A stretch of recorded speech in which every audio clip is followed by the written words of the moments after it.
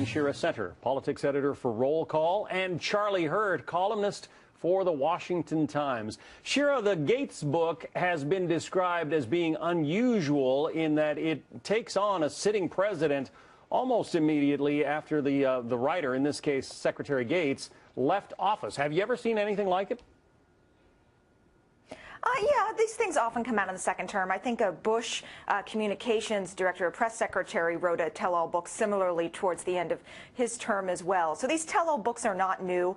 Often people, former administration officials, want to show their side of the story. They also want to be able to state their legacy.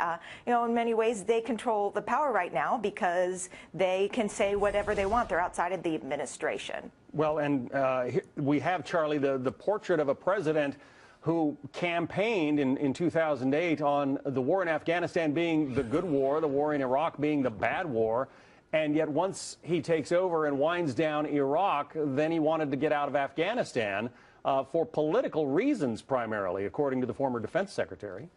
And, John, I think that is the central point, the most important thing that we can kind of glean from all of this. No matter what you think of Bob Gates, these are pretty damning accusations that he makes, and it's exactly for the reasons you just stated. That, President Obama ran his campaign in 2008 as sort of the adult in the room, as the guy that would not make political decisions when it came to our military and fighting wars. And also, he was very harshly critical of the previous administration for not listening to his commanders, or at least accusing President Bush of not listening to his commanders, and accusing Bush of not listening to those around him.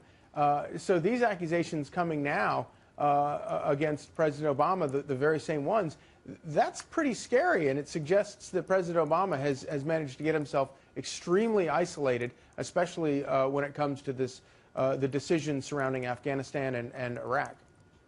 The interesting thing, too, Shira, is that generally Bob Gates has not been known as a particularly political figure in Washington. It's part of the reason that President Obama kept him on in a Democratic administration after he had served under Bush 43 in a Republican one.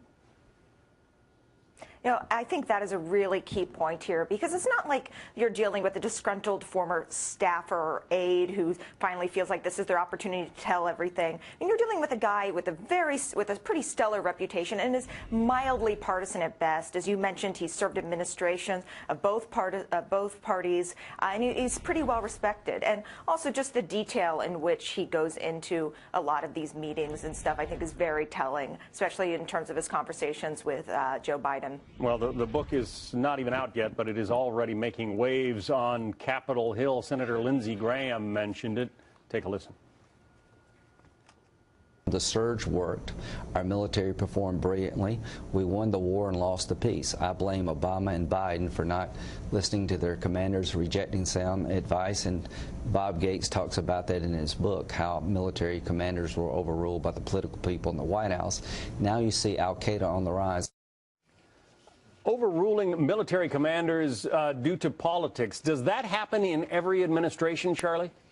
Well, yeah, of course, and the system is designed to work that way. The basic fundamental founding of our country is based on the idea that we have political people make the decisions about the military, and it keeps the military in check, and that's fine. But the problem comes when you get into a situation where the decisions that are being made are so strictly politically motivated and kind of dismissive of the military realities on the ground, that you get into real problems. But one of the things that I find most amusing about all of this from the Gates book is that the big lesson being learned here in Washington following the Gates book is that it's dangerous to keep on high-level cabinet officials from the previous administration, because this might be what happens if you do when they leave office. It's exactly the wrong message, the wrong lesson to be learned from all of this. So the political consideration trumps all in Washington. Yes. That's the big lesson.